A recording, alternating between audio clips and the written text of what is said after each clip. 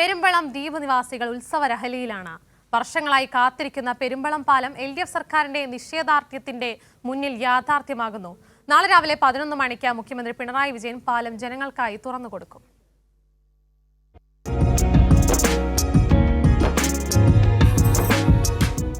പെരുമ്പളം ദ്വീപ് നിവാസികൾ ഒരിക്കലും യാഥാർത്ഥ്യമാകില്ലെന്ന് കരുതിയ പെരുമ്പളം പാലവും LDF സർക്കാരിന്റെ ഇച്ഛാശക്തിയിൽ യാഥാർത്ഥ്യമായി. കായലിനാൽ ചുറ്റപ്പെട്ട പെരുമ്പളം പഞ്ചായത്തിനെ പടിഞ്ഞാറേക്കരയുമായി ബന്ധിപ്പിക്കുന്നതാണ് പാലം. ഒറ്റപ്പെടലിന്റെ തീരാദുരിതം പേറിയ ജനതയ്ക്ക് പുതുജീവിതം സമ്മാനിക്കുന്നതാണ് പാലം.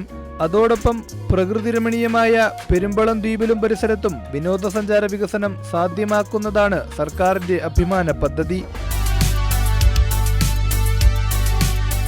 ഏറ്റവും പ്രധാനപ്പെട്ട കാര്യം എന്ന് വെച്ചാൽ ഞങ്ങളുടെ എക്സാമുകൾ, PSC എക്സാം, യൂണിവേഴ്സിറ്റി എക്സാം, ഇതൊക്കെ ഒരുപാട് എക്സാമുകൾ നഷ്ടപ്പെട്ട യുവാക്കളാണ് ഞങ്ങളെല്ലാവരും. അതൊക്കെ എല്ലാം മാറ്റി ഈ ഒരു LDF സർക്കാരിൻ്റെയും പിണറായി സർക്കാരിൻ്റെയൊക്കെ നിശ്ചയദാർഢ്യത്തിൻ്റെ ഫലമായിട്ടാണ് ഞങ്ങൾക്ക് ഈ പാലം വന്നത്. യുവാക്കൾ എന്നുള്ള നിലയ്ക്ക് ഞങ്ങളെല്ലാവരും ഭയങ്കര ഹാപ്പിയാണ്. ഞങ്ങളിവിടെ സെയിലിന് വേണ്ടി വരുന്നതാണ്. ഞങ്ങൾ കുറച്ച് നാളായിട്ട് ഇവിടെ സെയിലിന് വരുന്നുണ്ട്. ഇങ്ങനൊരു പാലം ഉണ്ട് എന്നുള്ളത് ഞങ്ങൾ അറിവിൽ കണ്ടായിരുന്നു.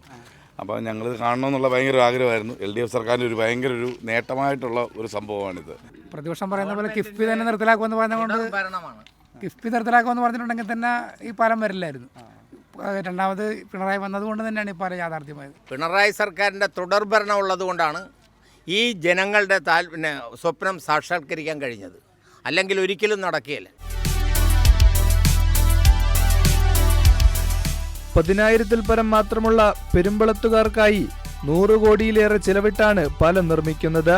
വികസനത്തിന്റെ സ്വാദ് എല്ലാവരിലേക്കും എത്തണമെന്ന സർക്കാർ നയമാണ് നാടിന് അനുഗ്രഹമായത്.